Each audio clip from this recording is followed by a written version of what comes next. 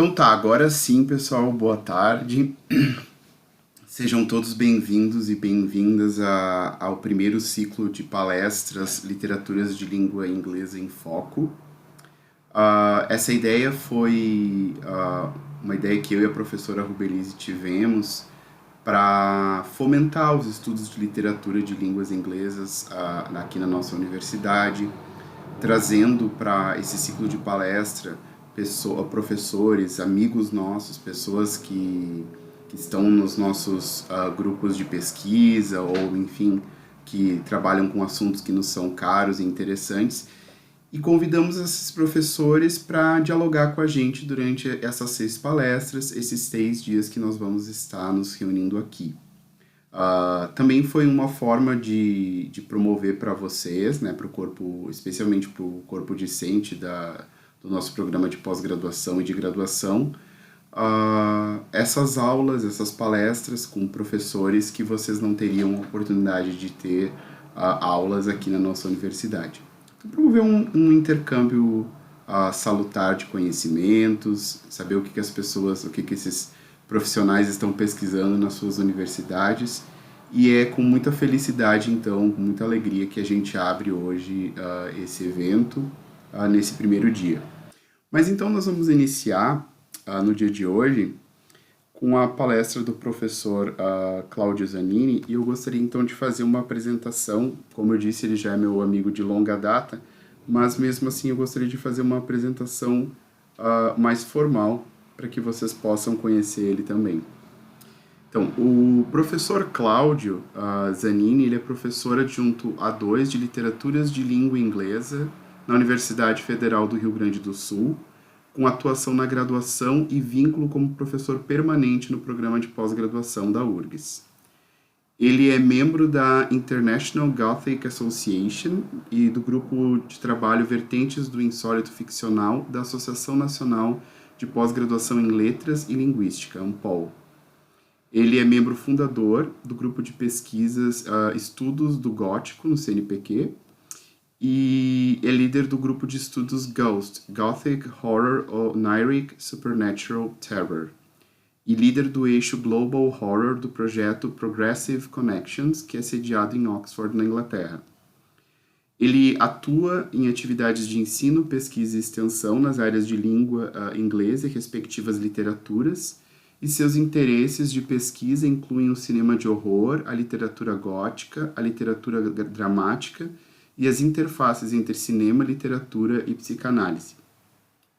O professor Cláudio ainda é autor dos livros Images of Blood in Bram Stoker's Dracula e o livro The Orgy is Over, Fantasies, Fake Realities and the Loss of Boundaries in Chuck Palahniuk's Haunted.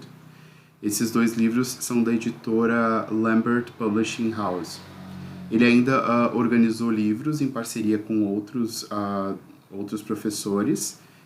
Entre os seus livros organizados estão Monstars, Monstruosidades e Horror Audiovisual, que saiu esse ano pela editora Dialogarts, Topography of Trauma, Fissures, Disruptions and Transfigurations, de 2019, O Duplo, O Espelho, A Sombra, Figurações de Personagens nas Literaturas de Língua Inglesa, pela Dialogarts, Vértigo, Vertentes do Gótico no Cinema, pela Bonecker, editora do Rio de Janeiro, e This Thing of Darkness, Shedding Light on Evil, da Interdisciplinary Press da cidade de Oxford. Então, esse é um pouco do currículo do professor Cláudio, que vai conversar um pouquinho com a gente hoje sobre o Drácula, de Bram Stoker. Nesse cenário de pandemia, eu acho que ele vai trazer uma abordagem bastante interessante. O professor vai falar por volta de 40 minutos, e aí a gente vai combinar a seguinte dinâmica. Se vocês tiverem perguntas, e vocês podem ter perguntas que vão despertando a curiosidade de vocês durante a palestra, vocês podem escrever as perguntas de vocês aí no chat que fica aí do lado, e eu vou anotando as perguntas para depois fazer essa mediação ao final, tá certo? Então agora sim, eu vou chamar o professor Cláudio, vou pedir que ele ligue a câmera dele, para que a gente possa então iniciar esse momento.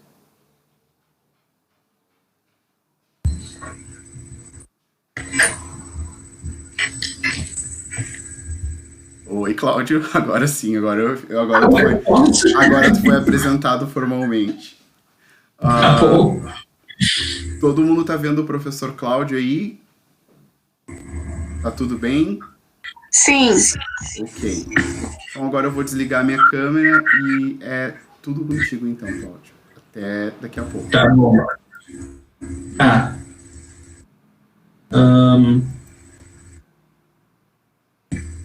Bom, gente, eu começo dando boa tarde para vocês. Agradeço a FURG e ao Walter, mais especificamente ao Walter, pelo convite, pela oportunidade para estar aqui. Ontem mesmo estava conversando com ele e me dei conta que a última atividade presencial que eu fiz em algum lugar que envolvesse viagem foi justamente na FURG ano passado. E fico muito feliz de abrir esse ciclo de palestras aí que o programa de pós-graduação em letras da FURG está organizando. Acho muito importante que iniciativas como essa ocorram, porque dão para a gente um senso de normalidade em meio a isso tudo que a gente está vivendo, essas novidades todas aí que estão surgindo nas nossas vidas, né, novas dinâmicas, novos desafios, né, e nos congrega, né, e nos traz juntos aí. Eu dei uma olhada na lista de nomes, algumas pessoas conhecidas, gente do meu grupo de pesquisa, gente que eu sei que é daí da FURG, gente de outros lugares do Brasil. Então acho que uma forma muito bacana da gente, dentro das limitações que estão se apresentando agora, poder trabalhar um pouco, né. A ideia é falar sobre Drácula e trazer uma perspectiva não necessariamente diferente, até porque eu fiz algumas leituras, eu vou deixar essas referências todas à disposição de vocês depois dos artigos, pelo menos, mas olhar para Drácula a partir de uma perspectiva que eu acredito que nesse momento seja muito pertinente, porque a gente está o tempo todo ligado em noticiário e lendo coisas na internet, e tem algumas palavras que estão bombando na mídia o tempo todo. Pandemia é uma delas, né? Pandemia, epidemia, doença, infecção, e Drácula é um romance que nos permite também refletir sobre isso. Eu vou começar daqui a pouquinho a falar sobre o romance em si. Uma das teses que eu defendo é que Drácula é uma história sobre muitas coisas ao mesmo tempo, né? Mas antes de eu fazer essa apresentação do romance, eu queria me apresentar muito ligeirinho em termos de quem sou eu para falar de Drácula. A minha dissertação de mestrado, que eu escrevi entre os anos de 2006 e 2007, é sobre Drácula. Eu passei 1 ano e meio, quase 2 anos, entre 1 ano e meio e 2 anos, estudando romance a partir das perspectivas aí das teorias do imaginário. Eu li muito Duran, eu li muito Jung, trabalhei com noções de consciente coletivo, e o meu foco era imagens sanguíneas, então eu trabalhei muito com o sangue. Era uma época em que o Walter e eu tínhamos, assim, uma afiliação enorme. Nós temos vários outros tipos de afiliação na vida, ele é um grande amigo, ele é um irmão, na verdade, mas, teoricamente falando, era um momento que a gente estava ali muito, muito junto mesmo, né? E a epígrafe que eu escolhi, na verdade a epígrafe que me achou, né, porque eu sou um leitor ávido de epígrafes. Cada vez que me aparece um trabalho para eu ler, que eu sou banca, eu vou correndo na epígrafe, porque eu acho que é reveladora, né, e eu costumo dizer que não é a gente que acha epígrafe, é a epígrafe que acha a gente no meio das leituras que a gente está fazendo. A gente bate o olho e pensa, opa, achei a epígrafe do meu trabalho, ou ela me achou, né. E a epígrafe que me achou é uma das frases mais famosas do Ítalo Calvino, que ele é uma das observações dele nos usos da literatura, que é a definição dele para o termo clássico, né? que ninguém discute, mesmo que ninguém saiba exatamente o que é um clássico, ninguém discute que Drácula é um clássico, né? Que o Calvino diz é que um clássico é um livro que nunca termina de dizer o que tem a dizer. E Drácula é uma história que desde 1897, vira e mexe, a gente está olhando para ela de novo pelos mais variados motivos, né? Então, por que voltar a Drácula? Né? Eu acho que essa é um ponto de partida interessante. Drácula é uma história que todo mundo conhece, mesmo quem não leu, né? Porque Drácula foi adaptado para as mais variadas plataformas, para os mais variados tipos de mídia, adaptado através da adaptação meio que... Não existe uma adaptação literal, pelo menos não que eu saiba, mas existem paródias, existem homenagens, existem distorções. E o fato é que, de todas as histórias de vampiro que a ficção, que a humanidade produziu, Drácula é a mais poderosa. Inclusive mais poderosa que as que vieram antes, porque Drácula não é a primeira. Mas Drácula é, sem dúvida alguma, a fonte de inspiração para toda e qualquer história de vampiro que veio depois dela. Seja através da adoção de certos paradigmas que a novela, que o romance apresenta, através da perversão desses paradigmas, mas as referências a Drácula estão ali. Então, acho que leitores de Crepúsculo, por exemplo, têm obrigação de ler Drácula. Eu me lembro que eu falei um pouco sobre isso na minha fala na FURG, a que eu me referi no início aqui. Acho que leitores de 50 Tons de Cinza têm que ir lá ler Drácula, porque tem muita coisa de Drácula no Christian Grey também. Comédias de vampiros, filmes de terror de vampiros, séries, existem muitas séries de vampiro, Penny Dreadful, True Blood, enfim, Drácula está presente lá, então é importante que a gente consiga, de tempos em tempos, olhar para o original, né? Na verdade, Drácula é uma história cheia de símbolos e de metáforas para aspectos fundamentais da vida humana. E eu acho que também é um dos motivos pelos quais a gente tem que voltar para ele o tempo todo. Para começo de conversa, Drácula é uma história sobre o bem e o mal, né? E em termos de construção de ficção, é algo que tende a funcionar muito bem. A gente gosta de pensar esse embate entre o bem e o mal. Não sei se é uma coisa pessoal, eu acredito que não, tenho certeza que muitos e muitas de vocês aí também compartilham disso comigo.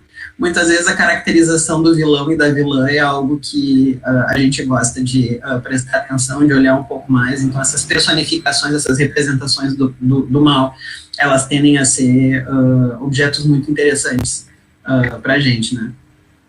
E o Drácula é um monstro fascinante.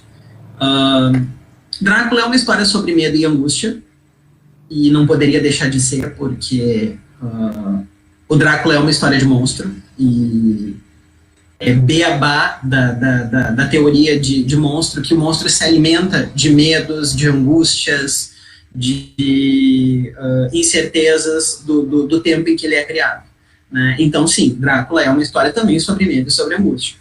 Drácula é uma história de amor, porque tem muitos personagens ali que fazem sacrifícios, que de todo tipo, abrem mão de coisas, perdem a vida, modificam a sua visão sobre o mundo a fim de tentar salvar alguém que ama. Então, sim, por incrível que pareça, Drácula também pode ser visto como uma história de amor. Drácula também é uma história sobre desejo, é uma história sobre sexo, é uma história sobre fome e sobre apetite. Não é à toa, claro que isso é um processo histórico e cultural que tem a ver com várias mídias. O cinema tem um papel muito importante nisso, sobretudo os filmes dos estúdios Hammer nos anos 50. Se hoje a gente enxerga o vampiro como um personagem inerentemente sexual, muito tem a ver com esse processo de glamourização e de sexualização do vampiro, especialmente na tela, né, cinema e depois séries de TV, streaming, mas muito disso está no Drácula também, e a gente vai acabar falando um pouquinho sobre isso mais adiante, eu vou explicar por quê. O que eu pensei em fazer hoje, já que a ideia é falar sobre vírus e infecção em Drácula, foi o seguinte: eu primeiro vou apresentar muito brevemente o romance e as personagens, brevemente mesmo. Depois eu quero propor para vocês olhar para as teorias de doença e de infecção vigentes na Inglaterra vitoriana do final do século XIX, e tentar mostrar para vocês como, de uma certa forma, elas estão presentes ali no Drácula. Dar um pequeno spoiler para vocês: a família do Bram Stoker era cheia de médicos, então a literatura sobre o assunto ela é unânime em dizer que o Bram Stoker tinha uma visão privilegiada sobre o assunto, porque ele tinha com quem conversar e ele tinha referências sobre isso, né? Então, depois de olhar para essas teorias de doença e infecção vigentes na Inglaterra vitoriana, a gente vai passar para uma terceira teoria um pouco mais moderna. Depois eu quero falar com vocês sobre a associação do vampirismo a um novo tipo de vírus no final do século XX. E queria terminar fazendo um paralelo, se é que isso é possível, vai ser uma tentativa aqui entre o vampirismo que nós estamos vivendo agora, talvez mais aqui no Brasil, embora a gente saiba que em outros lugares do mundo também, com relação à pandemia da Covid-19. Tá? Então, para apresentar de uma maneira muito simples a trama de Drácula, ressaltando aspectos que vão ser interessantes ou importantes aqui para minha fala. A gente tem o Jonathan Harker, que é um jovem advogado que vai à Transilvânia fechar um negócio com um milionário excêntrico chamado Conde Drácula. Não é uma viagem que ele gostaria de fazer, mas ele está no início de carreira, ele está noivo de uma moça chamada Mina, e eles querem casar e para isso precisam de dinheiro. Então ele foi convidado pelo chefe a fazer essa viagem muito longa e muito exaustiva, e não se negou a fazer isso. Chegou no castelo do Drácula, apesar de tantas pessoas ali no meio do caminho pedirem para ele não fazer isso, o que é um tropo clássico da ficção de horror, né? A gente sempre tem aquele pessoal que parece louco avisando, né? Não, por favor, não faça isso, não faça essa viagem, não prossiga, e mesmo assim a pessoa prossegue. E que bom que ela prossegue, porque senão nós não teríamos a história, né? Ele chega no castelo do Drácula, lá ele passa por alguns bocados, né, porque várias coisas estranhas acontecem, mas ele retorna com vida à Inglaterra. Nesse meio tempo, o Drácula dá um jeito de chegar à Inglaterra. A transação que o Harker foi à Transilvânia fechar com o Drácula foi a compra de propriedades na Inglaterra. O Drácula pretende se mudar para a Inglaterra, né? Só que ele chega no país de um jeito meio misterioso, num navio com a tripulação ou desaparecida ou morta, e o único ser sobrevivente nesse navio, assim que ele atraca no porto de Whitby, é um grande cachorro negro, que sai correndo do navio e ninguém viu para onde o cachorro foi, né? Uma das personagens que muitas vezes não recebe tanto crédito quanto eu acho que ela mereceria, e, sei lá, é uma das minhas personagens preferidas no Drácula, a Lucy, que ela é amiga da Mina, ela é acometida de uma doença misteriosa, isso depois da chegada desse navio. A gente sabe que aquele cachorro negro é o Drácula, né? A Lucy, amiga da Mina, ela é acometida de uma doença misteriosa e ela vai gradualmente perdendo a saúde, vai ficando anêmica, vai ficando fraca, e ninguém entende o que está acontecendo. Tem um médico mais velho, o Abraham von Helsing, que é holandês. Ele é chamado para ajudar, porque ele tem um profundo conhecimento de doenças misteriosas. Ele infelizmente não consegue, a Lucy acaba morrendo, só que ela renasce como vampira, e aí ela passa por todo um processo de salvamento, digamos assim, né, para deixar de ser vampira. E depois que isso acontece, o Drácula, a gente já então está sabendo que o Drácula estava se alimentando do sangue da Lucy com regularidade, por isso ela se tornou vampira. O Drácula passa então a perseguir a outra personagem feminina desse conjunto grande de personagens, que é a Mina, a noiva do Jonathan, né? E ele inicia o processo de conversão da Mina. Só que dessa segunda vez, esse grupo de personagens que um teórico chamou de o Grupo da Luz. Eu vou apresentar para vocês o Grupo da Luz. Começa uma caçada ao Drácula que culmina com a morte dele e com o triunfo do bem contra o mal, porque, afinal de contas, é a Inglaterra vitoriana, 1897, não poderia ser de outra forma, né? Quais são os pontos importantes aqui que eu gostaria de ressaltar? Um deles é essa noção da perspectiva, né? Muito da forma como o romance é narrado depende de uma aura de mistério que coloca o leitor numa posição privilegiada. É uma coisa muito inteligente que o Bram Stoker faz, porque nós sabemos o que está acontecendo com a Lucy, por exemplo, quando a Lucy começa a ficar pálida, quando aparecem furos misteriosos no pescoço da Lucy, quando o alho que é colocado ao redor da janela dela não dá certo.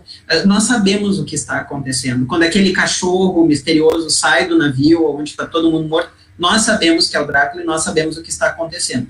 As personagens da história não sabem. Então, em termos de perspectiva de construção de romance, isso é genial. Bram Stoker faz uma coisa muito interessante aí. Outra coisa interessante é que o Drácula é, em grande parte da narrativa, apenas uma presença. Isso é uma coisa que frustra um pouco as pessoas que leem o Drácula pela primeira vez. Eu vou, inclusive, dar um spoiler para quem não leu.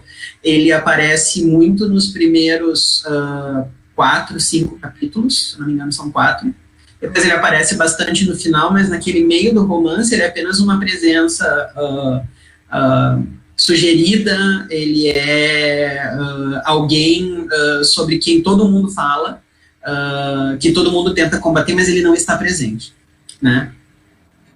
Então a sua existência é frequentemente citada, mas dificilmente percebida concretamente. A gente não consegue enxergar o Drácula, tocar ele, da mesma forma como a gente não consegue enxergar e tocar um vírus, por exemplo, né? Mas não quer dizer que o vírus não esteja ali, ele está, né? A estrutura narrativa do Drácula é uma coisa que chama muito atenção, porque é um romance estruturado ali em cartas, entradas de diário, transcrição de gravações, telegramas, recortes de jornais. Tem uma parte muito legal que é o diário de bordo daquele navio que traz o Drácula da Transilvânia para a Inglaterra. E o romance ele é todo apresentado através dessas diferentes mídias, dessas diferentes plataformas.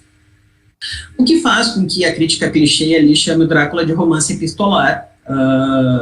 Não sei se aplica, durante algum tempo até pensei que se aplicasse, mas depois li textos que rechaçam isso, e acho que tem ideias interessantes ali, mas tem um dinamismo jornalístico, na verdade, no Drácula, que eu acho que também ajuda a retratar avanços tecnológicos da época. Muita coisa estava acontecendo em termos de não apenas descobertas científicas, mas avanços, invenções. Só para se ter uma ideia ali, a Inglaterra estava expandindo e muito a sua malha ferroviária, o que estava dinamizando o transporte, o sistema postal estava melhorando, o telefone tinha acabado de ser inventado, telegrama era uma novidade, tem muito telegrama também que é enviado aqui no Drácula, então era uma novidade para as pessoas, né?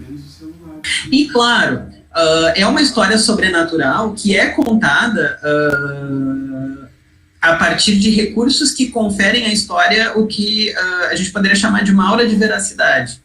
Algo do tipo, olha só, isso está num telegrama, isso está no jornal, isso aconteceu de verdade, né? Na verdade, a gente poderia até pensar no Drácula como um precursor do found footage, né? Para o pessoal aí que assiste cinema de horror e lembra, sei lá, da Bruxa de Blair, por exemplo, de Atividade Paranormal, né?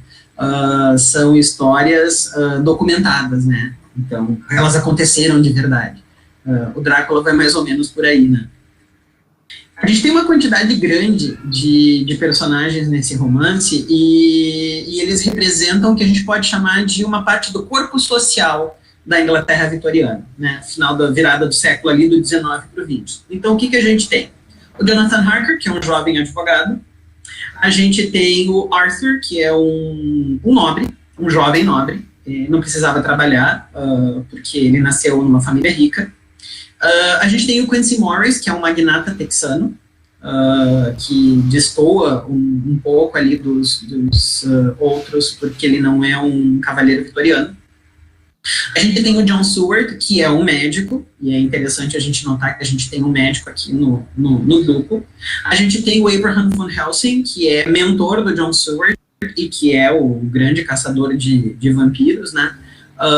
Tem uma descrição do Van Helsing aqui que eu queria ler para vocês, muito rapidinho, só para vocês entenderem que tipo de pessoa ele é. A tradução que eu estou usando hoje aqui é a da Dark Side.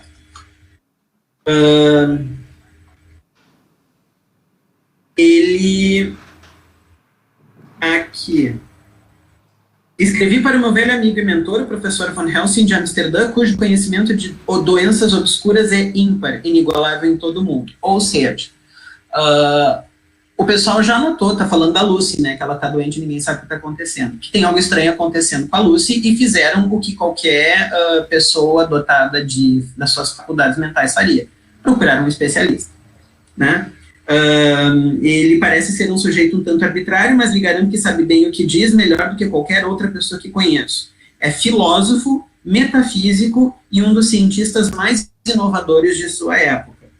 Possui, creio eu, uma mente absolutamente aberta, determinação indomável e notável capacidade de autocontrole. Por que eu achei importante trazer essa descrição para vocês?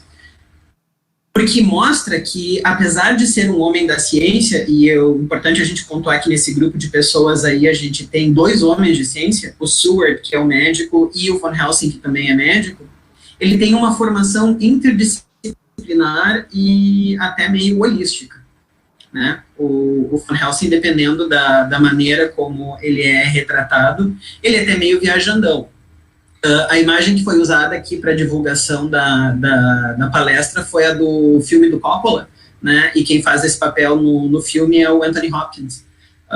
Quem assiste o filme vê que ele não chega a ser um personagem cômico, claro que não, mas tem uns alívios cômicos na forma de falar e na forma de agir que são típicos do Van Helsing, e isso, de uma certa forma, também aparece no romance.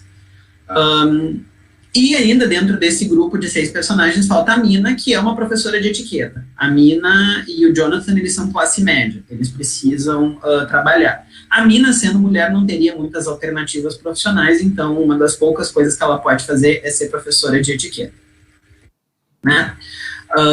Como eu disse para vocês, nesse grupo de 6 pessoas tem 2 autoridades científicas, né? E isso é uma coisa que fica clara quando a gente lê o romance.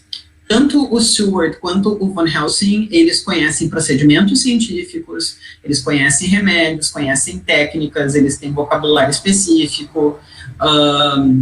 A gente percebe que o Seward, ele é um pesquisador, o John Seward, ele é um pesquisador porque tem um personagem, o Renfield, para quem lembra da história, é aquele meio maluco que fica trancado numa cela, que já é, na verdade, servo do Drácula, mas o Drácula nunca converte ele em vampiro, né? O Seward observa muito o Renfield e ele faz muitas anotações a respeito disso. E tem muita coisa também relacionada à tentativa e erro, né? Então, são 2 cientistas que tentam acertar, escolher o procedimento certo, mas nem sempre isso é possível. O que também eu acho que é uma coisa que acontece para que a gente possa ter avanços científicos também, né? Quando a gente não sabe exatamente com o que está lidando, até que se acerte um método de profilaxia, um método de tratamento, até que se ache uma vacina ou uma forma de prevenção, às vezes a gente acaba se enganando no meio do caminho, né? E, claro, aquilo que eu já havia comentado com vocês, né? Existe, os biógrafos apontam, existia um acesso do Bram Stoker a um conhecimento científico porque ele vinha de uma família de médicos proeminentes.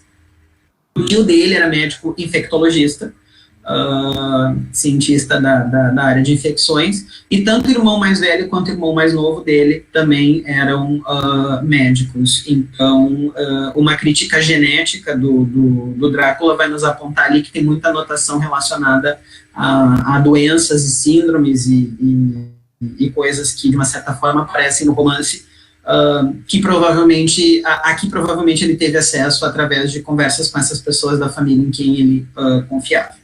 Né? Como eu disse para vocês no início, eu vou olhar para basicamente 3 teorias de infecção. Tá? 2 delas vigentes na época em que Drácula foi publicado, né? E uma terceira que eu acho que é mais aplicável, talvez, ao que, definitivamente mais aplicável ao que nós estamos vivendo hoje. Tá? A primeira dessas teorias, que data do século XVII, é a teoria miasmática. O que é miasma? Né? É do grego sujeira, na verdade. Então, a teoria miasmática, ela defende que a doença se prolifera através da poluição. Literalmente, ali, uma matéria orgânica em decomposição, que a gente vai encontrar nos lençóis freáticos, que a gente vai encontrar nos solos. Só que eu gosto de pensar essa palavra poluição de uma maneira literal e de uma maneira metafórica, porque, como eu falei com vocês antes, né, Drácula é um romance cheio de metáforas, né? Falando em teoria miasmática, só um pequeno parêntese. Um cara que entrou para a história com um jeito meio de loucão, assim, o Nostradamus, ele me lembra muito o Van Helsing, porque o Nostradamus, ele era alquimista, ele era astrônomo, e ele era não médico formado, mas ele estudou medicina, né? O Nostradamus, ele é conhecido hoje por causa das previsões que ele fez, e que de tempos em tempos o pessoal revisita, para apontar que ele previu com séculos de antecedência algo que aconteceu.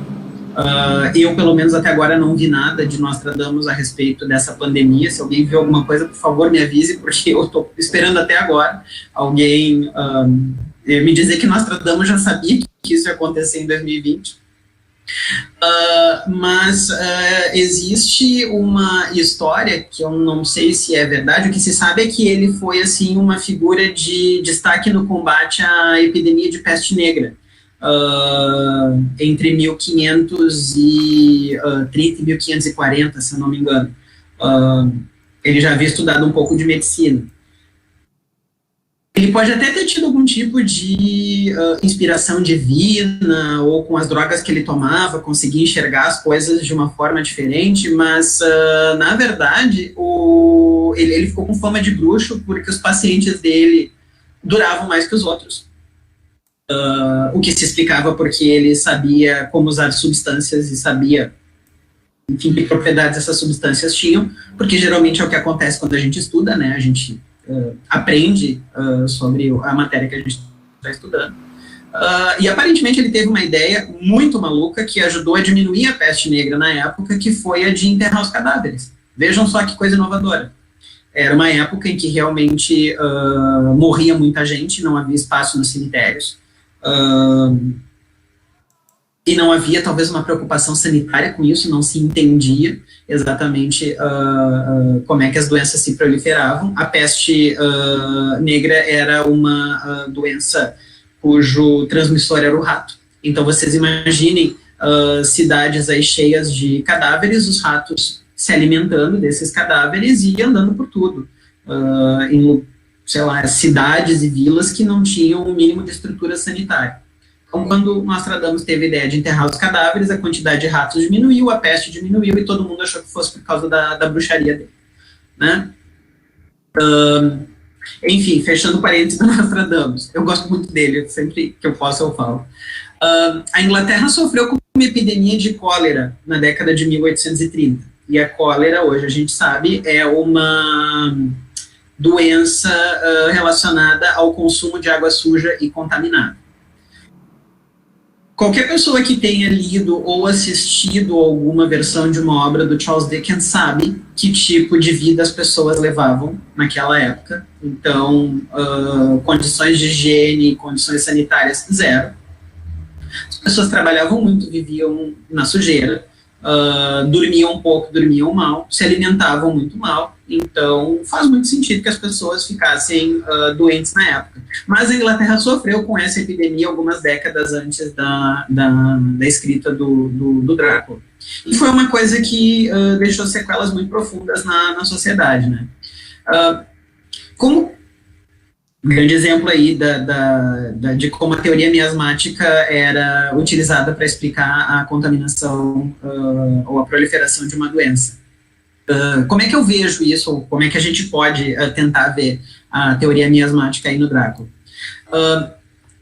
O Drácula, ele é asqueroso, né? E aqui eu me permito, peço licença a vocês, para ler um outro trecho, que é aquela descrição inicial do Drácula. Tá? A teoria miasmática, como eu disse, sujeira, poluição, e isso é uma coisa que nos remete diretamente à repugnância ao asco, né? Então, o rosto do Drácula tinha uma característica aquilina pronunciada, um nariz afilado e narinas arqueadas, a testa era alta, abaulada, cabelo escasso ao redor das têmporas, mas profuso no resto da cabeça. As sobrancelhas muito espessas quase se uniam sobre o nariz, ou seja, Drácula era meio monocelha, né? Os fios grossos e compridos pareciam formar um emaranhado de pelos. A boca, até onde pude ver por trás do fato bigode, era rija e de aparência um tanto cruel. Os dentes brancos, estranhamente afiados, projetavam-se sobre os lábios, cujo tom escarlate denotava vitalidade extraordinária para um homem de sua idade. As orelhas eram pálidas e bastante pontiagudas, o queixo largo e forte, as faces firmes, embora magras. O efeito geral era de lividez excepcional. Ou seja, o Drácula era pálido, ele tem, nessa descrição inicial, aspectos animalísticos, ele tem características animais ou não humanas, digamos, né, muito fortes, e ele não tem cara de ser uma pessoa saudável. Tem um momento mais adiante quando o Drácula toca na mão do Harker e ele descreve o nojo que ele sentiu por causa daquele toque gelado, aqueles dedos finos, então não sentou bem pro Harker, né? E essa é a primeira impressão que fica, porque é a primeira vez que a gente tem acesso a uma descrição do Drácula, né? Outra coisa que a teoria miasmática propõe é que brumas e neblinas também são transmissores da doença, e uma coisa que a gente sabe com relação ao Drácula, mesmo quem não leu provavelmente sabe disso, é que o Drácula, ele tem a capacidade de se metamorfosear. Ele assume diversas formas, a mais consagrada dela, sem dúvida, é do morcego, né? Mas como a gente já viu, ele também se transforma em cão, e o Drácula se transforma em brumas e neblinas, também, que a teoria miasmática via como transmissores dessa doença. Aliás, é importante a gente ressaltar aqui que o morcego, ele é transmissor de doenças, como diferentes cepas do coronavírus, inclusive esse coronavírus, a Covid-19 que a gente está tendo que administrar agora, existe um rumor, que eu não sei se foi confirmado, de que isso tenha começado a partir do consumo de carne de morcego, na cidade de Wuhan, na China, né? Mas o morcego também transmite raiva, ele transmite, quais são as doenças aqui, Marburg, Nipah e Hendra, que geraram surtos na África, na Malásia, Bangladesh e Austrália. Tá? E tem cientistas, aqui eu estou citando um artigo do James Gorman, que depois eu disponibilizo para vocês, tem gente que acredita que o ebola também talvez tenha sido originada nos morcegos, ou seja, o morcego é um animal com uma grande resistência a esses vírus, e quando ele entra em contato com o ser humano não é tão resistente assim. E um outro aspecto que eu acho importante a gente ressaltar para pensar na teoria miasmática aqui no romance é o seguinte: quando o Drácula migra da Transilvânia para a Inglaterra, ele precisa levar consigo, se não me engano, 40 caixas de terra da Transilvânia, o que obviamente tem um caráter simbólico muito forte, né? Mas se a gente for parar para pensar nesse ponto de vista mais científico, se ele precisa dessa terra para sobreviver, se ele precisa pisar nesse pó, nessa terra para sobreviver, é porque provavelmente essa é uma terra onde a doença que o Drácula simboliza, ou da qual ele é vetor, essa terra ela é um componente importante, é o ambiente onde essa doença se prolifera, e isso tem muito a ver com a teoria miasmática. Isso que eu estou apresentando para vocês era a maneira vigente na época em que esse romance foi publicado, 1897, em que as pessoas acreditavam que as doenças eram transmitidas. A segunda delas, que a meu ver é a mais facilmente perceptível aí no romance, é a teoria do contágio.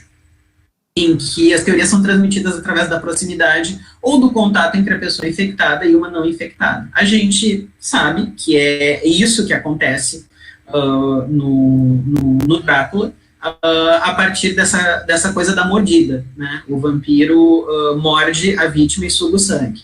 O processo da mordida é uma coisa que nos remete muito facilmente aí a doenças como a raiva e a peste bubônica, por exemplo, né? Mais adiante, mais para o final do romance, quando tem uma cena muito interessante do romance, em que a mina, quando ela está quase se transformando numa vampira, encosta uma hóstia na testa dela e ela fica queimada, e ela começa a gritar que é impura, impura. Ela provavelmente está falando da moral dela ali, mas se a gente for olhar para a coisa a partir desse ponto de vista científico, ela também está falando do corpo. O corpo doente, que é um corpo impuro, né? E tem uma outra cena bem forte, que nos permite ver como essa coisa do contágio vampírico funciona muito bem, que é o que se começou a chamar de batismo de sangue, que é aquela cena em que o Drácula suga o sangue da mina, mordendo o pescoço dela, ao mesmo tempo em que ela, mina, está bebendo o sangue do Drácula numa ferida que está aberta no peito dele. Então esse sangue está fluindo entre os dois, é uma coisa até meio cíclica, muito forte, muito íntima, e eu acho que essa é uma cena que expressa muito bem essa coisa da teoria do contágio. Né? A terceira teoria, que hoje é o que a gente põe em prática para entender como as doenças se proliferam, é a teoria microbiana, que diz que micro-organismos são a causa de várias doenças e que eles se desenvolvem em certos ambientes e condições. Né? Não era uma teoria de entendimento de doenças e infecções vigente na época, mas eu queria chamar a atenção de vocês para uma descrição muito curta, que eu vou ler aqui das 3 vampiras que moram no Castelo Drácula. Elas aparecem no início do romance, né? O Jonathan, quando encontra elas, diz o seguinte: pareciam então soar mais altos aos meus ouvidos e flutuantes fragmentos de pó tomavam novas formas ao som como se dançassem ao ar. Sentia-me lutando para acordar algum chamado de meus instintos, mas não. Toda minha alma estava lutando e minhas meio relembradas sensibilidades estavam lutando para responder ao chamado. Estava ficando hipnotizado. A nuvem de pó dançava mais e mais rapidamente. Essas 3 vampiras, elas se materializam perante o Jonathan Harker depois de se manifestarem inicialmente na forma de uma nuvem de pó. Que é uma coisa que o Drácula não necessariamente faz. A gente já falou que ele aparece como bruma e como neblina, mas essa presença das partículas de pó nos remetem a um arremedo de teoria microbiana presente no Drácula, o que nos permitiria pensar que talvez o Bram Stoker fosse, do ponto de vista científico, um homem muito além do seu tempo. Né? Porque ele meio que anteviu algo que as pessoas não falavam muito na época, que era a possibilidade de que as doenças se desenvolvessem ou se proliferassem a partir de micro-organismos e bactérias. Só que qual que é a questão? Além dessas doenças todas que eu citei aí, peste bubônica, peste negra, raiva, cólera, tem uma outra doença que é muito fortemente associada a Drácula e ao Bram Stoker, que é a sífilis. Tá? O Bram Stoker sofreu de sífilis durante muitos anos e foi a causa da sua morte, na verdade. E para a gente entender um pouquinho o papel da sífilis, tanto na vida do Bram Stoker quanto no Drácula, a gente tem que pensar numa prática social, cultural e sexual vigente da época. Não sei se é exatamente apenas da época, se até hoje não tem gente que pensa um pouco assim, né? Mas era aquela ideia de que um cavalheiro dificilmente se satisfaria sexualmente com a dama com quem ele era casado. A esposa era a mãe dos filhos, era aquele baluarte de boas virtudes, e é claro que um homem tem os seus desejos, as suas necessidades, e que para dar conta disso ele teria que ir atrás de mulheres não tão virtuosas, no caso as prostitutas. E existia uma epidemia de sífilis na época, e é muitíssimo provável que o Bram Stoker tenha contraído sífilis em alguma relação sexual com alguma prostituta e que isso, longo prazo, tenha causado a morte dele. A sífilis é uma coisa que eu andei pesquisando, essas doenças todas, aliás, que eu falei para vocês aqui, elas constam no site do Ministério da Saúde do Brasil, o que quer dizer que elas ainda existem. Mesmo que não haja epidemia, elas existem porque elas estão relativamente sob controle. Embora os Estados Unidos tenham visto uma nova epidemia de sífilis alguns anos atrás, em função de outras práticas sexuais novas, digamos assim. Né? Já vou explicar para vocês que práticas são essas. Partindo do princípio, então, que um cavalheiro vitoriano não teria certas práticas íntimas com a sua esposa e que, por causa disso, precisaria procurar os serviços de uma prostituta, isso faz com que, automaticamente, as mulheres sejam colocadas em duas caixinhas. Ou elas são as mães virtuosas, ou elas são as prostitutas. O Freud tem um termo para isso. Pouco tempo depois da publicação do Drácula, ele cunha esse conceito que é a síndrome da santa e da puta, né? É o termo que se usa na tradução em português. Né? Como que a gente vê isso em Drácula?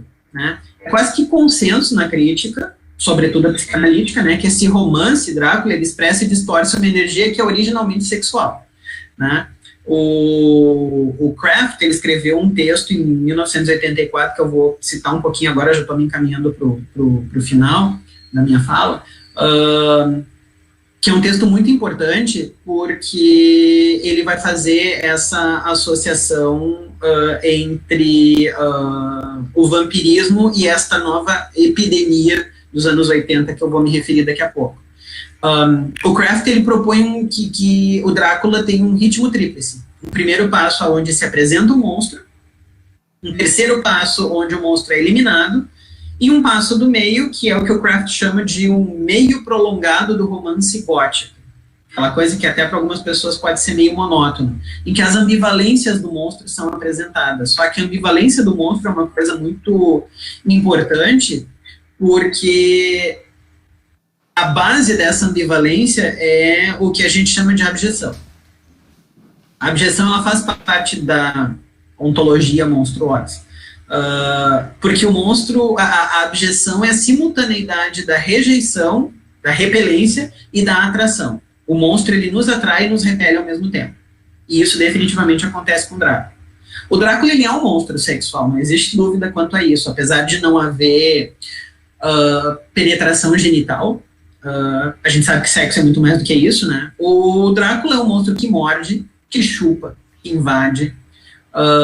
O processo de conversão vampírica ele envolve uma certa intimidade, ele envolve penetração, troca de fluidos, né? Tem o sangue, tem a saliva. E o Drácula ele é uma presença masculina diferente daquela do gentleman vitoriano, né? E parece que ele está por perto e desperta nas mulheres algo novo, que traz uma sensação de medo e de liberdade. E é aqui que eu acho que a nossa leitura da personagem Lucy é uma coisa muito importante, né? Todo mundo vê a Lucy como coadjuvante, aquela que vira vampira só para morrer no final. No início do romance, ela escreve uma carta para Mina dizendo, olha, tem 3 caras querendo casar comigo e eu não entendo porque eu não posso casar com os 3, porque eu gosto dos 3. Né? Então, isso já mostra que ela não é assim uma dama vitoriana padrão. Né? Quando ela se torna presa do Drácula, a Lucy ela recebe transfusão de sangue de vários homens. Tem 4 homens que doam sangue para ela. Né? E o Van Helsing, que é o responsável por esse processo de transfusão, ele aponta que existe um casamento simbólico entre o doador e o receptor do sangue, né? O que faz da Lucy uma polígama. Né? Convertida em vampira, a Lucy sequestra um bebê para matar e beber o sangue do bebê, ou seja, perverte toda essa imagem arquetípica associada à mulher de uma mãe maravilhosa. Ela se torna, portanto, aquilo que o Jung chama de mãe terrível, né?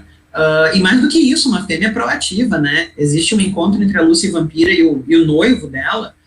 Ela abre os braços, ela tá com os lábios vermelhos e com uma roupa que relativamente ela tá meio que em decomposição, né? Mas tá muito sensual e chama ele pro abraço. E isso é uma coisa que intimida todos os homens que estão ali.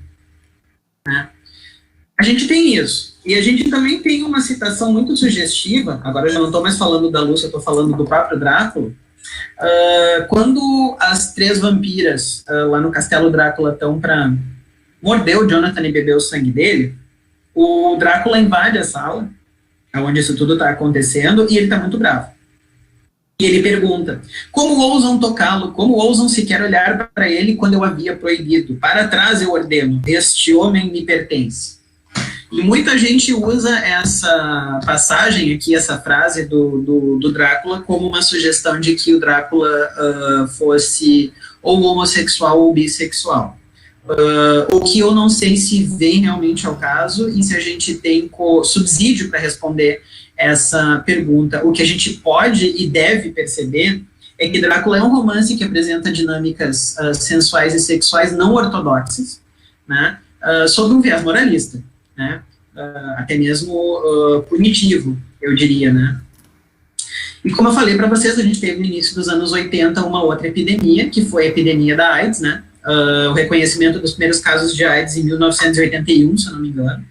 A AIDS hoje tem, eu acho, não tenho certeza, mas eu acredito que a gente pode falar numa pandemia de AIDS, porque não existe mais grupo de risco, não existe mais um continente onde a coisa esteja acontecendo. E apesar de a gente saber que hoje a AIDS não significa mais uma sentença de morte, ser HIV positivo não significa mais que a vida acabou, que a pessoa necessariamente vai ter uma baixa qualidade de vida, é claro que ela tem que tomar os seus cuidados, o coquetel, aquela coisa toda. Ainda assim, é uma doença que carrega, ou uma síndrome, na verdade, que carrega um estigma muito forte, né? No início era chamada de câncer gay. Eu, inclusive, vi recentemente um recorte de jornal que tinha essa expressão ali. E a gente pensaria que talvez, bom, isso faz 40 anos, né? Que talvez tivesse ficado no passado. 2 meses atrás eu fui doar sangue e me fizeram questão de perguntar de novo se eu havia tido relações sexuais com outro homem nos últimos 12 meses. E caso eu tivesse dito que sim, eu estaria impossibilitado de doar sangue. Ainda que o Supremo Tribunal Federal do Brasil tenha recentemente, antes tarde do que nunca, mas é vergonhoso que tenha sido apenas agora, né, que o Supremo Tribunal Federal tenha banido a proibição de homens homossexuais doarem sangue, ainda existe esse constrangimento, né? Então, eu acho interessante esse paralelo que se traça entre o moralismo do vampirismo no Drácula, aquele moralismo vitoriano, e todo esse estigma de culpa e de pecado que ainda existe em relação ao HIV, tanto no início dos anos 80 e talvez em menor intensidade hoje, mas ainda existe hoje. E para fechar, então, o vampirismo e a Covid-19.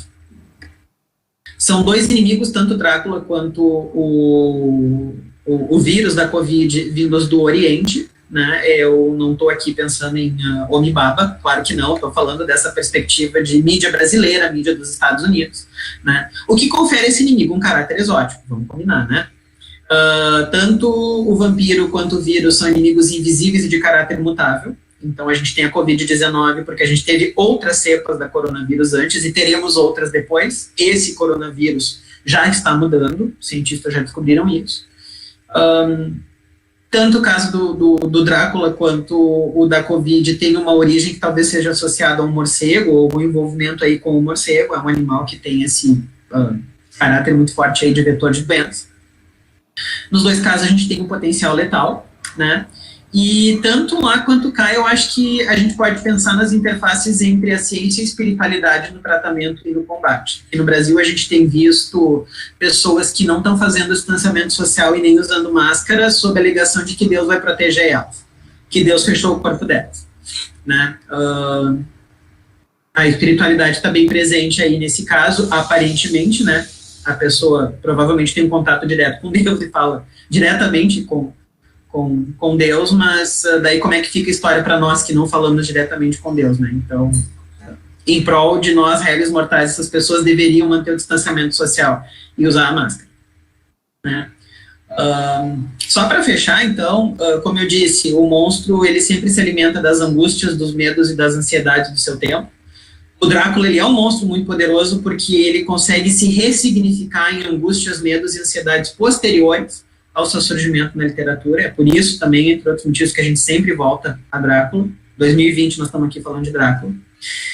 Como eu falei para vocês, as doenças medievais a que Drácula alude de uma certa forma ainda constam todas no site do Ministério da Saúde do Brasil hoje, ou seja, elas ainda existem, embora algumas pareçam estar sob controle. O que nos faz pensar que a Covid não vai desaparecer, mas que ela pode ser controlada. E para que isso aconteça, a gente tem que fazer exatamente aquilo que Drácula nos sugere, o romance Drácula, né? Seguir as recomendações de quem estudou o assunto. Então, toda e qualquer decisão que vocês tomarem com relação a como se prevenir e o que fazer para evitar que esse vírus se prolifere, para que a curva diminua, façam isso com base na recomendação de médicos, de infectologistas, de epidemiologistas. Por favor, não ouçam quem não estudou sobre o assunto, porque se a gente fizer isso, a gente vai se dar muito mal. Tá? Eu agradeço a atenção de vocês, e se vocês tiverem alguma pergunta, eu fico por aqui.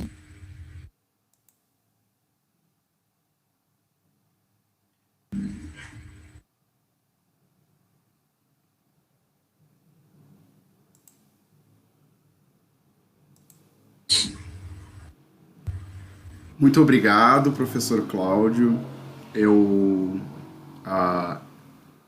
não me canso de ouvir sobre esse assunto, na verdade. Eu estava aqui te ouvindo falar e tomando nota e fazendo várias anotações sobre coisas que foram me ocorrendo enquanto tu ia fazendo tua fala, né? E a gente vai abrir agora, né, para perguntas, para a gente continuar conversando aqui um pouquinho com o Cláudio. E aí eu vou sugerir o seguinte, né? Nem todos estavam aqui no início. Vocês podem se inscrever, quem quer fazer pergunta, né? Ou escrever a pergunta ali no chat, que a gente vai perguntando aqui para o Cláudio. Ou pode também se inscrever e abrir seu microfone e fazer a pergunta, tá? Só para dar início aqui na nossa conversa, eu vou trazer algumas questões aqui que eu fui pensando enquanto tu estava falando. E uma que eu já tinha formulado antes mesmo da tua fala, porque eu fiquei pensando, eu fui dar uma lida na tua dissertação de mestrado, né, que foi sobre o Drácula, e lá logo no teu resumo tu diz que a obra ela é publicada em um momento histórico que se configura como ponto crucial na conflituada transição entre os antigos valores rurais britânicos e os da moderna sociedade urbana contemporânea. E a consequência dessa transição é uma mudança drástica no Código Comportamental Britânico. Diversos elementos dessa transformação podem ser identificados nas representações simbólicas encontradas no romance de Stoker. E a velocidade com que a obra é consumida pelos leitores desde a época vitoriana se configura como um sintoma, né, das premências decorrentes da excessiva repressão daquele período. Bom, não é nenhuma novidade, né, o quanto o período vitoriano trabalhou numa espécie de intersecção entre a repressão violenta e puritanismo exacerbado e, ao mesmo tempo, uma proliferação gigantesca, justamente por isso, de todas essas questões da sexualidade, da sexualidade, né? Aí eu fiquei pensando, o vampiro, ele sempre encontra uma forma de voltar pro nosso imaginário, ele sempre encontra alguma forma de retornar, né? E aí eu fui fazendo o exercício do vampiro na minha história, né? Aí, na verdade, teve o Drácula, né? Mas aí tinha os vampiros da Anne Rice, né? Logo em seguida o vampiro Lestat, que foi protagonizado pelo... Esqueci agora o Tom Cruise, né? Protagonizou numa entrevista com o vampiro. Tinha a Buffy, a caça-vampiros, né? Aqui no Brasil, acho que agora só quem nasceu na década de 80 ou antes vai lembrar, a gente tinha a novela Vamp, que tinha a vampira Natasha, que muito me encantou na infância. Agora, os mais jovens, eles têm a saga Crepúsculo, né? Ou a saga do Vampire Diaries, True Blood. Mas também tem os jogos de RPG, né? O Vampiro à Máscara, por exemplo, ou os jogos de videogame, o Castlevania. A Netflix lançou recentemente uma nova leitura do Drácula, que eu acho agora, assim, talvez para ir na mesma onda do Lúcifer, que traz um demônio super sensual, também traz um Drácula assim, com um appealing bem grande. Se lá no período vitoriano, aí é uma pergunta para a gente pensar aqui, né? Se lá no período vitoriano isso tinha a ver com uma espécie de uma resposta literária, imagética, simbólica para esse twist, né? Que é essa extrema repressão com ao mesmo tempo essa fruição, né, de uma sexualidade exacerbada. O que será que essas constantes visitas do vampiro no nosso imaginário vêm representar, né? O que o vampiro ainda tem para nos dizer em 2020?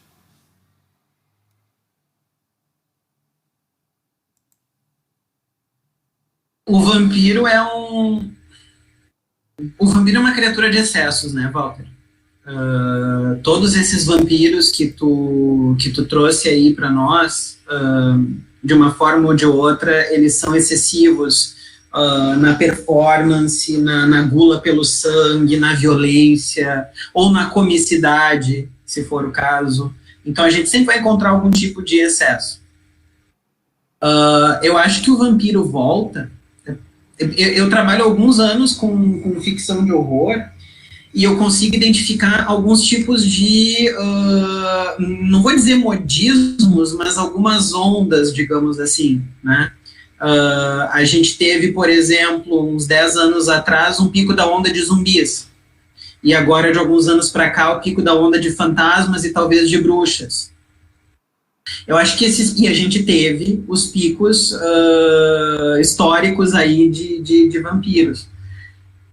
Eu acho que esses picos, eles explicam muito a certas demandas que o público tem.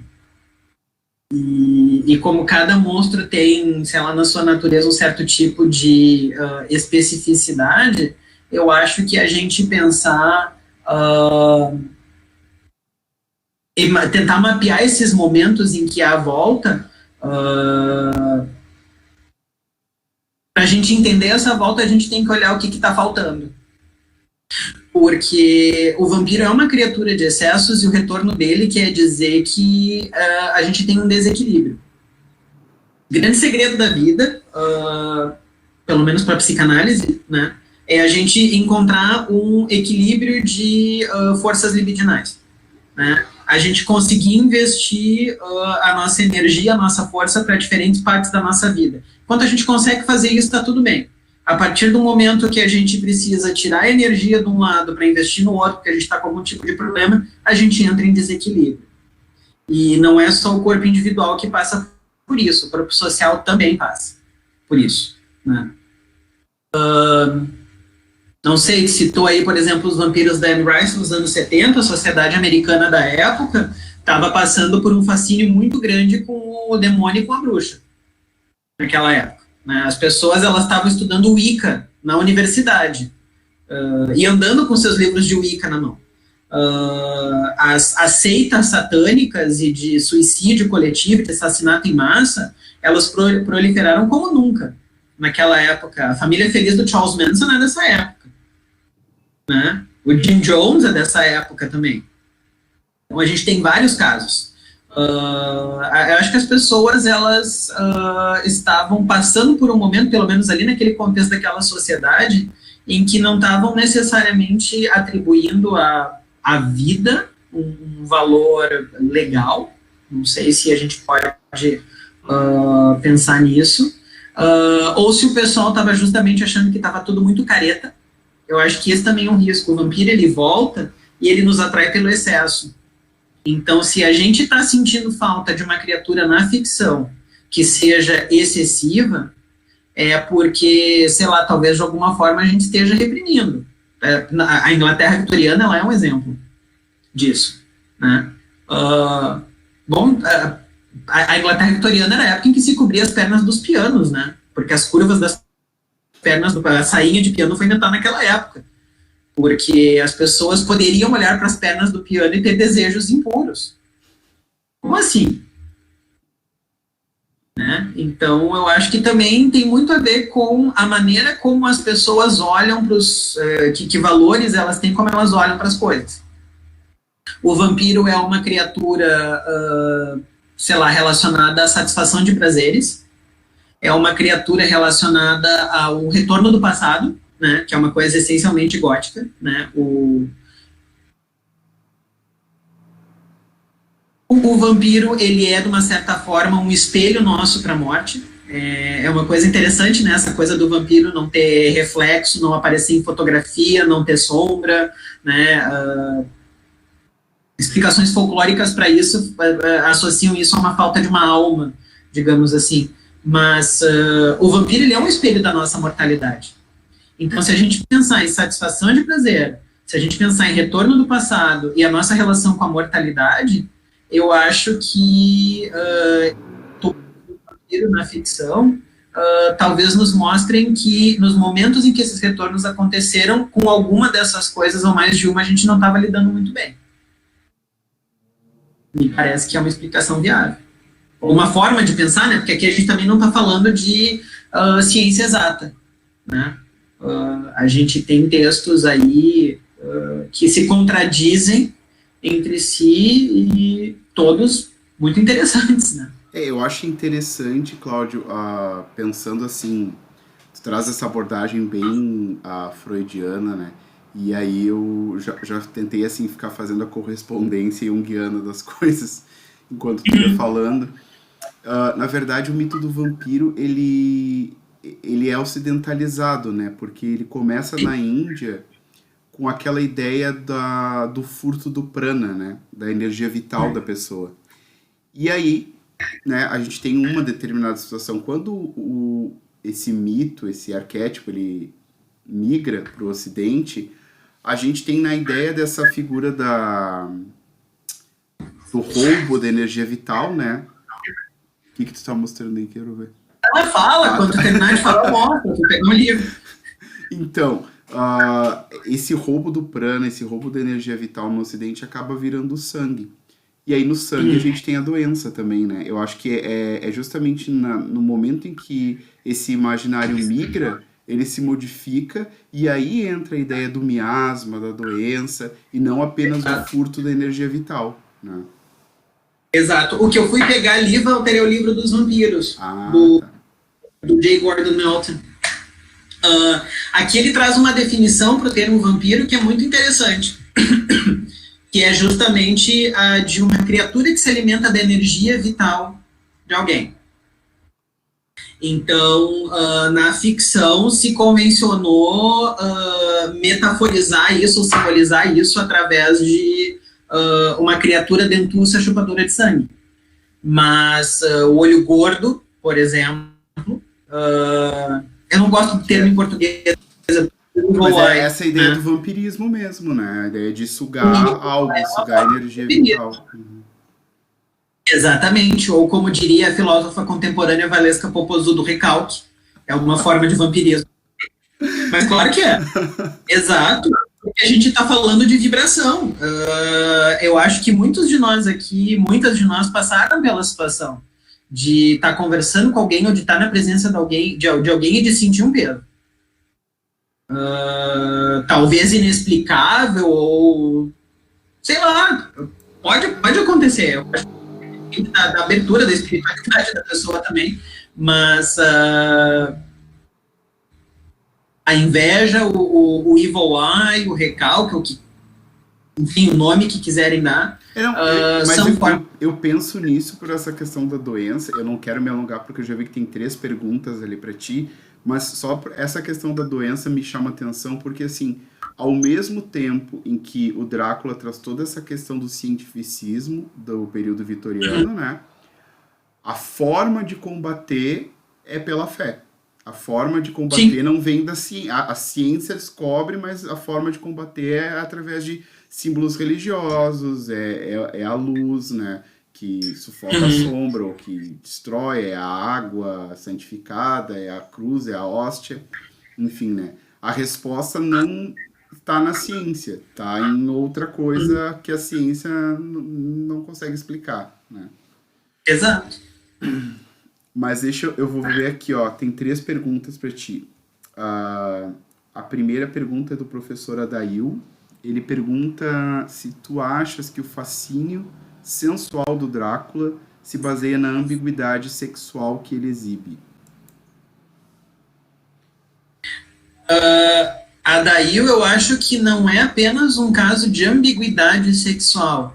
Eu acho que no caso do Drácula a gente está falando de liberdade sexual, que é uma coisa que engloba a ambiguidade e outros elementos.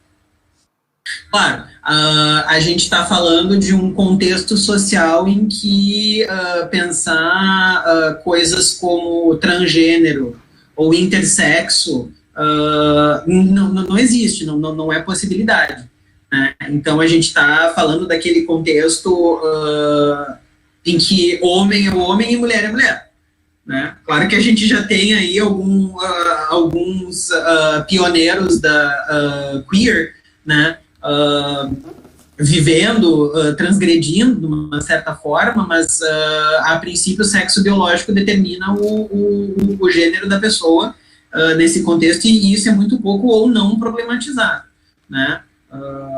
Freud mesmo era um pensador para quem homem é homem, mulher é mulher, do jeito como a maioria das pessoas pensa isso. Né?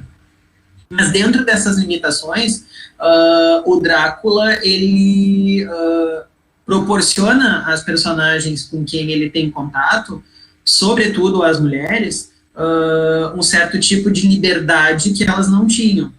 Eu me lembro que uma das coisas mais difíceis que eu tive que resolver quando eu estava escrevendo a minha dissertação é que ao longo de uma parte da escrita, quando eu me referia a Lucy, eu usava a palavra vítima. Só que daí eu comecei a pensar que eu não sabia se eu achava a Lucy tão vítima assim. Fiquei me perguntando se, saindo daquele contexto em que ela estava limitada por não poder casar com os 3 homens com quem ela queria, por não poder viver a sexualidade do jeito que ela gostaria, de uma maneira saudável, de uma maneira realizada, se ela realmente é tão vítima. Assim, eu nunca fui vampiro, eu não sei se essa realidade de ser vampiro não é melhor do que de ser um ser humano vitoriano. Se vocês lembram da Noiva Cadáver lá do Tim Burton, a Inglaterra vitoriana é toda cinza e azul marinho. Quando ele vai para o Underworld, as pessoas, é tudo colorido, as pessoas estão jogando sinuca, ouvindo música. Eu acho que sabe. Mas eu entendo que exista, claro, um pendor. Eu não gosto de usar a palavra tendência, mas existe algo, vou usar a palavra algo na falta de algo melhor, existe algo de sugestivo e de bem interessante que nos permite pensar numa homoafetividade e num homoeroticismo, sobretudo na relação do Drácula com o Jonathan.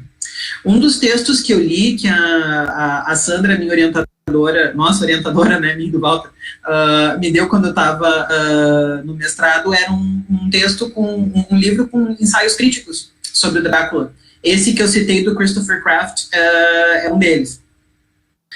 E um dos textos sugere que o Drácula, ele ataca um dos textos sugeria que o Drácula é o macho alfa por excelência. E daí tem vários argumentos ali apresentados e tu termina de ler o texto e tu pensa, isso faz sentido.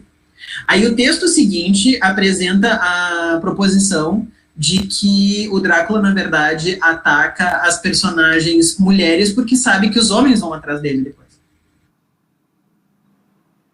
Isso tudo faz sentido também. Então, antes, né? Às vezes as coisas são contraditórias e todas elas fazem sentido, elas não são necessariamente excludentes. Eu acho que a ambiguidade sexual do Drácula é parte de uma coisa maior que eu associo à liberdade. Muito bem. Se depois o Adail quiser, ele pode abrir o microfone e complementar se ele quiser perguntar mais alguma coisa. Claro. A Débora pergunta. Eu tô me sentindo aqueles radialistas. Débora pergunta. Ainda não li o livro e tenho uma pergunta sobre a adaptação para o filme. A cena em que o diretor optou por mostrar a Lucy em uma relação sexual com o Drácula em forma praticamente de lobisomem. Isso está na obra? Caso não, por que você acha que essa cena está no filme? Em primeiro lugar, oi, Débora, que bom que tu tá aqui. Quanto tempo que a gente não se via, não se falava. Não existe qualquer tipo de relação genital, não existe o que a gente chama de sexual intercourse em inglês, qualquer tipo de penetração por parte do Drácula com quem quer que seja. A única coisa que o Drácula penetra nas pessoas é os caninos dele, tá? Então essa cena, ela não existe. Porque eu acho que essa cena está no filme, eu diria que o Drácula e a Lucy são os dois personagens desse romance que mais chamaram a atenção da mídia em movimento na tela, né? A princípio cinema e depois outras mídias, porque os dois têm esse caráter, esse componente sexual muito forte, e em termos de cinema, sexo é uma coisa que vende em qualquer contexto, né? Mas em termos de cinema, eu acho que particularmente vende. O Drácula como predador sexual masculino e a Lucy como mulher sexual, sexualizada, que precisa ser punida. Então, essa representação da Lucy como uma arte, como uma femme fatale ou alguma coisa do gênero, isso se cristalizou na fortuna aí de adaptações do Drácula. É uma forma de se distanciar do romance, mas não tanto. Porque quando alguém estranha, por exemplo, uma cena como essa que tu citou, quando se vai para o romance se percebe, não, no romance a Lucy não faz sexo com ninguém, mas ela poderia, né? Então, eu acho que são liberdades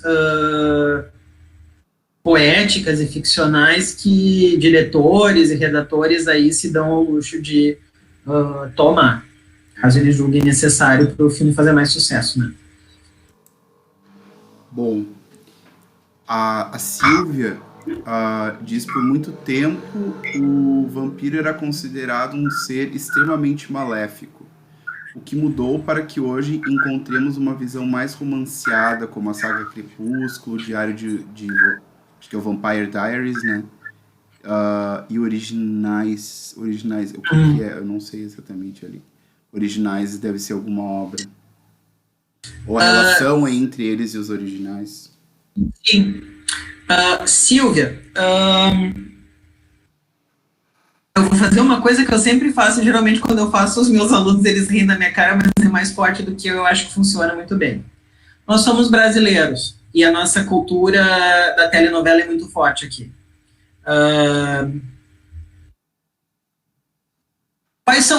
Quais tendem a ser os personagens memoráveis das telenovelas aqui no Brasil?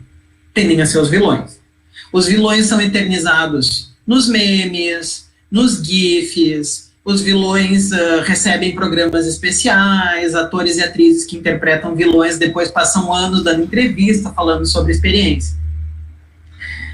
Existe uma relação muito especial entre o público leitor ou espectador e a representação do mal na história. A gente torcer para o vilão, a gente gostar do vilão, a gente criar empatia com o vilão é uma coisa que é relativamente seguro, porque a tela do cinema ou as páginas do livro me protegendo, me defendendo. Então eu posso torcer para que de repente um vampiro cometa um assassinato muito sangrento num livro e não vou estar sendo cúmplice ou imoral e não vou estar correndo risco, porque o meu pescoço não vai ser mordido. Ao mesmo tempo em que esse encontro com o vilão nos dá uma certa perspectiva do mal que nós ou buscamos sufocar ou geralmente não temos, porque isso é um interdito moral, né? Em termos práticos, o vilão é aquele personagem que nos permite, sei lá, dar uma gargalhada alta quando algo ilegal, pecaminoso acontece, mas apesar de ilegal e pecaminoso, a gente tem vontade de dar essa gargalhada alta. O vilão, ele nos permite fazer isso. Eu acho que esse é um elemento para a gente pensar como ponto de partida. A partir do momento que eu me envolvo tão profundamente com o vilão, com o monstro, ainda mais se tratando de um monstro que foi adaptado, que foi reciclado, ressignificado de tantas formas, em tantas plataformas, ele meio que passa a se tornar domínio público. Ele passa a se tornar... A gente que estudou teoria junguiana, ele deixa de se tornar figura arquetípica para se tornar um arquétipo mesmo. Eu acho que o Drácula ele se tornou o que em inglês a gente chama de larger than life, né? Aquilo que eu estava falando no início, mesmo quem não leu já ouviu falar. É um mito literário também, bem um mito literário. Exatamente, dos mais fortes. Se não for o mais forte, que na verdade é uma coisa até meio cretina de se afirmar, com certeza um dos mais fortes. A partir do momento que a gente se apropria desse mito e que ele passa a habitar o nosso inconsciente coletivo, a gente toma certas liberdades de fazer com ele o que a gente bem entender. E de uma maneira inconsciente e natural, eu acabo procurando alguns pontos de contato a mais, que de repente não estão presentes ali no romance. E partindo do princípio, torcendo para que tu, Silvia, por exemplo, não seja do tipo que sai por aí furando o pescoço das pessoas e bebendo sangue, a conexão com o Drácula vai ter que se dar, a tua conexão com ele vai ter que se dar num outro nível, né? Então, com o passar das décadas e com as necessidades diferentes, com as angústias diferentes aí das pessoas em cada contexto, dos corpos sociais, né, em cada contexto, abriu-se uma porta para a gente pensar um vampiro de um jeito diferente. Então, uma das coisas que tu sugere ali é a saga Crepúsculo, por exemplo, né? O vampiro do sexo masculino, em Drácula, ele é o símbolo do mal. Ele converte as mulheres em vampiras. Quando ele começa o processo de conversão da mina, ele tem um embate com aqueles homens todos ali, ele fala coisas horríveis.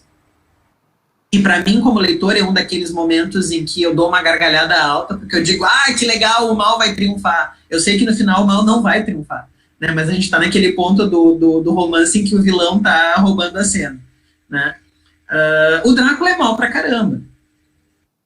A gente chegou num determinado momento, quando Stephenie Meyer estava lá escrevendo Crepúsculo, onde ela teve uma ideia interessante de pensar: e se, ao invés de eu criar um vampiro do sexo masculino que seja predador, eu criar um vampiro do sexo masculino que tenha algum tipo de crise moral e de consciência? O Drácula não tem. O Drácula é incapaz de amar. Ele até afirma em algum momento, lá naquela conversa que eu li para vocês com as vampiras, que ele foi capaz de amar no passado, mas no romance a gente não vê isso. Mas a Stephenie Meyer, ela tava plagiando a Vamp, porque a Natasha já tinha essas... A Natasha não se alimentava de sangue também, ela tomava Blood Mary, ela tomava suco de tomate. Mas aí que tá, olha os dilemas, olha as coisas que a gente vive em True Blood, por exemplo. A essência de True Blood é a criação de um tipo artificial de sangue. Em que a gente tem a proposta da possibilidade da coexistência de vampiros imortais, de forma que vampiros possam circular livremente, já que eles existem, né, e que eles não precisem ser predadores da raça humana, até porque alguém fez a conta e percebeu, essa coisa do vampirismo, assim como a infecção pelo vírus, é meio que progressão geométrica. Né? Um infecta 2, esses 2 infectam 4, esses 4 infectam 8, e vai chegar um ponto em que não vai ter mais humano, o planeta vai ser tomado por vampiros. Mas aí é interessante, Cláudio, porque nem todo autor vai trabalhar com a ideia de infecção da mesma maneira, né? Na Anne Rice, o vampirismo é quase um presente que o vampiro oferta, né? Só se alimentar não transforma a pessoa no vampiro. O vampiro tem que ter intenção de transformar, ele vai dar parte do sangue dele para a pessoa, né? Então, Exatamente. eu acho que os autores também trabalham de formas diferentes com essa ideia dessa hereditariedade, né? De qual vai ser a próxima geração e da valorização daqueles vampiros anciões. Eu fiquei pensando que ao mesmo tempo que tem essa questão da beleza e do sedutor, tem o Nosferatu, né? Que é talvez o monstro absoluto, assim, né? É aquele que se esconde nas sombras, que não pode ser tocado pelo sol, né? E cuja forma animalística remete muito mais diretamente a essa descrição inicial proposta pelo Bram Stoker ali no Drácula. Né? Aliás, para quem não leu ainda o Drácula, o Walter falou agora no Nosferatu, aquele final clássico, né? Nosferatu encontra a luz, tem contato com a luz do sol e queima até morrer ou se torna pó. Isso não acontece no Drácula. Em Drácula, a exposição à luz do sol enfraquece um vampiro, mas não mata ele. Aí ele precisa descansar no caixão, no escuro, se reenergizar lá na terra que ele trouxe junto. Isso foi uma dessas liberdades poéticas aí que o cinema tomou. Mas, assim, para resumir a resposta que eu proponho à pergunta da Silvia, eu acho que a gente se apropria do personagem e para que essa apropriação possa acontecer, a gente acaba adotando o mecanismo de procurar nesse personagem mais pontos de contato para criar essa empatia, para ir além de uma admiração ou de uma diversão que o monstro me proporciona. E como eu sou humano, eu só posso fazer isso procurando traços de humanidade no vampiro. Né? E isso é uma coisa que aos pouquinhos foi acontecendo. Bom, nós temos aqui mais duas perguntas. Eu vou. A primeira é. Opa! Só um pouquinho.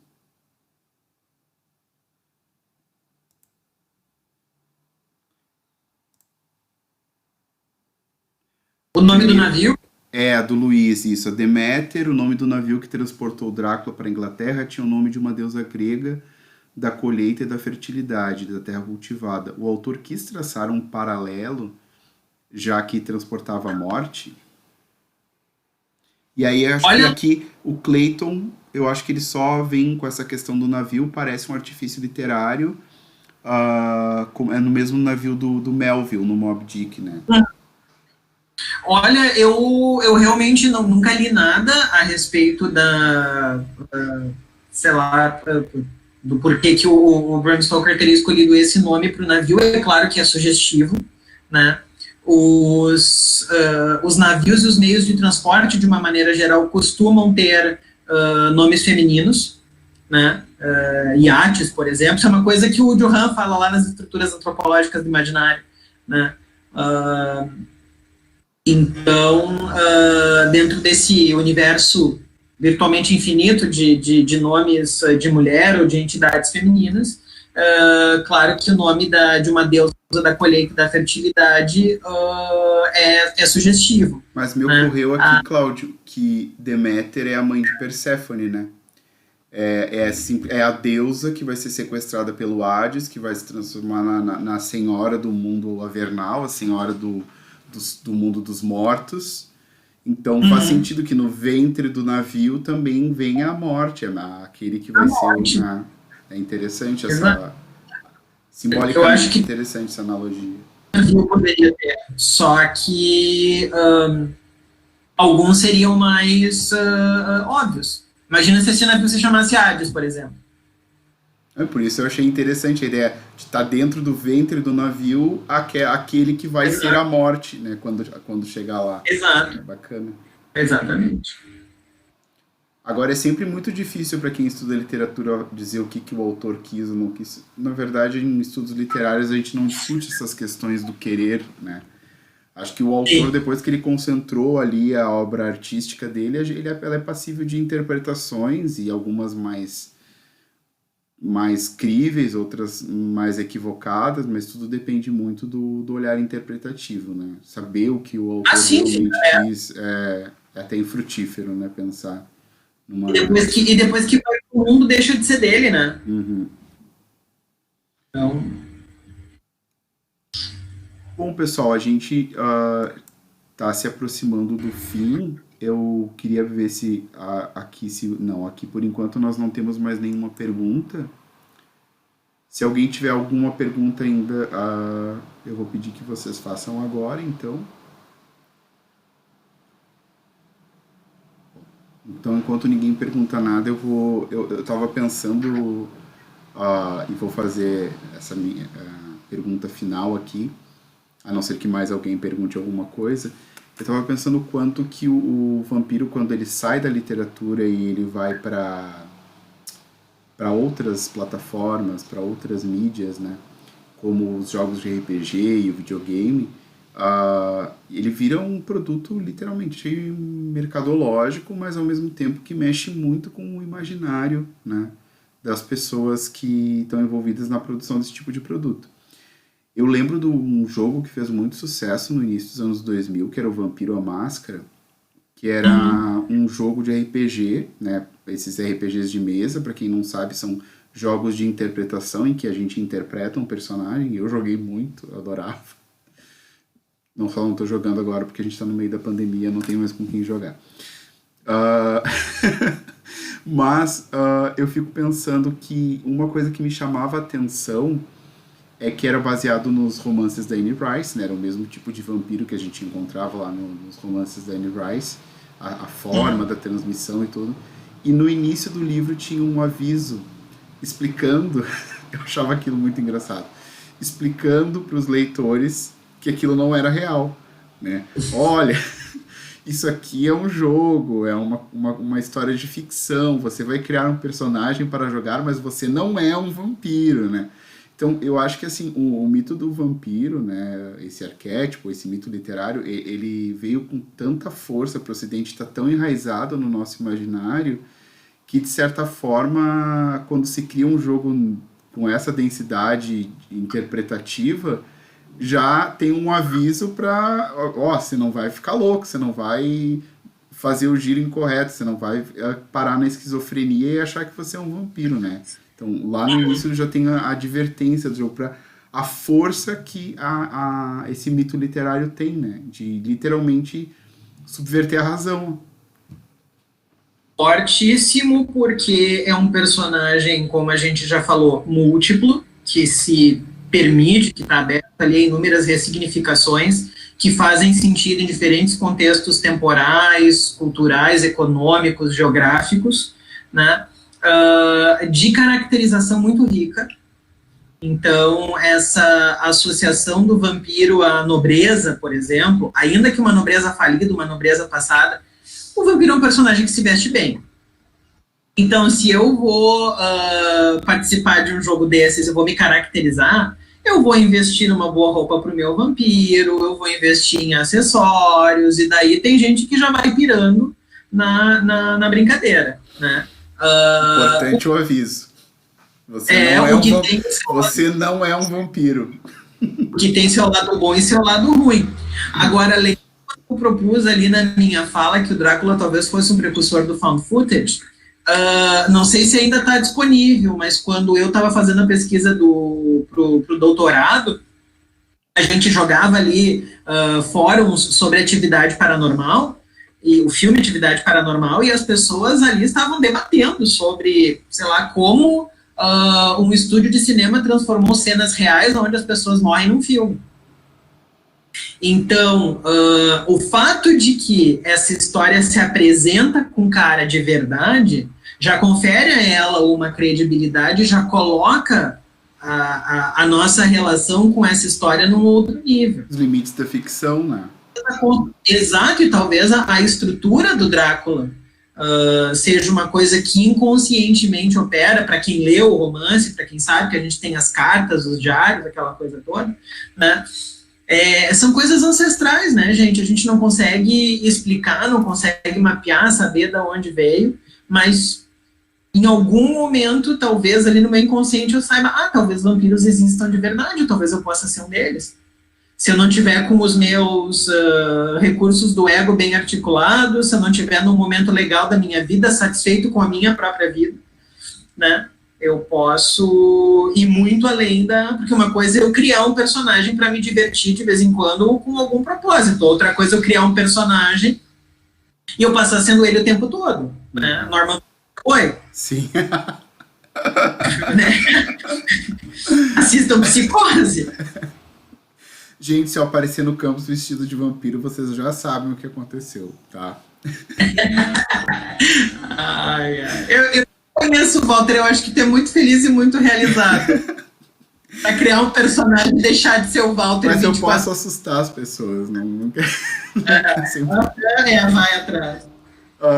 Bom, eu queria agradecer mais uma vez, então, a presença do professor Cláudio. Eu acho que Rio Grande, quem está aqui em Rio Grande nesse momento, percebeu que até a cidade se preparou para receber ele. Rio Grande está super gótica hoje, né? Tá tudo cinzento lá fora, um frio, né? A gente tinha dias ensolarados, até agora foi só a presença do Cláudio já trouxe todo esse espírito gótico para a cidade, para a gente receber ele no clima ideal para essa discussão de hoje.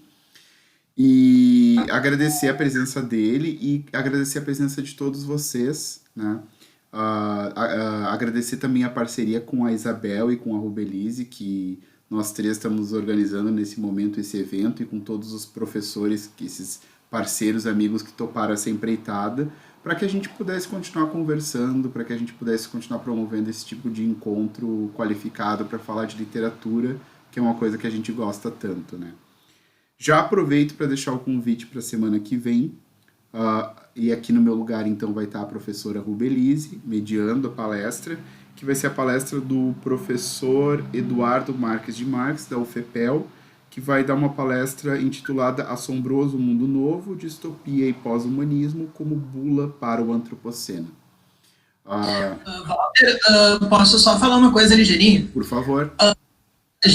O Walter fez, ali no início da apresentação, falou o nome de algumas obras que eu coeditei. Eu larguei para vocês aqui no chat 2 links, tá? O primeiro é o da Dialogartes, onde a gente tem dezenas de materiais, tanto da área de literatura quanto da área de linguística, em PDF, todos disponíveis gratuitamente.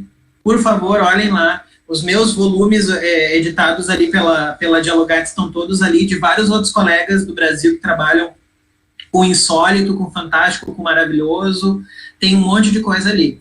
E o segundo link que eu compartilhei com vocês é o do Dicionário Digital do Insólito Ficcional, que é um material que nós estamos construindo aqui também, que a gente está tentando ver se transforma em material de referência, onde a gente tem entradas para termos como horror, terror, mistério, ficção científica, medo, gótico, fantástico, realismo mágico. Explorem, usem, citem, porque esse material está aí para isso. Tá? E Walter, muito, muito, muito obrigado pelo convite.